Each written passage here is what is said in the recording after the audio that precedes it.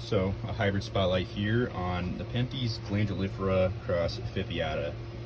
Bred by Exotica Plants. This came as a rooted cutting, and I got this about a year and a half ago. It was the 2020 fall red leaf exotics import. One of my favorite purchases, definitely the most bang for your buck that I've gotten. If we look at the upper pictures here, since this is a rooted cutting, here's a brand new, freshly opened pitcher. And here's another one that's actually pretty freshly opened as well.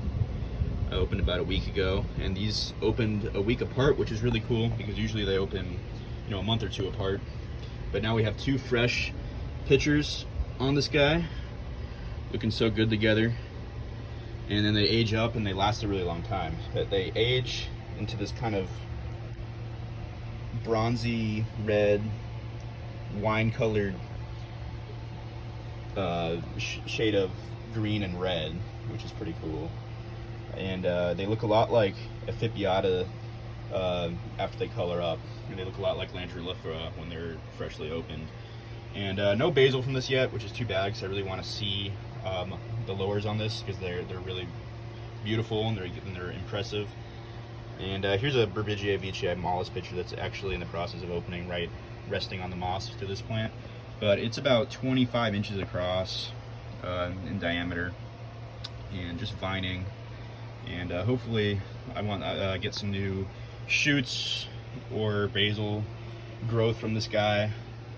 I want to see lowers, possibly propagate this guy at some point, not in the near future. But yeah, definitely an easy one to like with those colors and with the peristome and the lid hairs. And it produces a lot of exudate as well. So maybe I like to feed this one as well. I give it a lot of mealworms and osmocote pellets, and the pitchers hold up just fine since they're so woody and they're so tough and robust. So yeah, this is definitely one of my favorites. Glandulifera cross ephippiata Exotica Plants.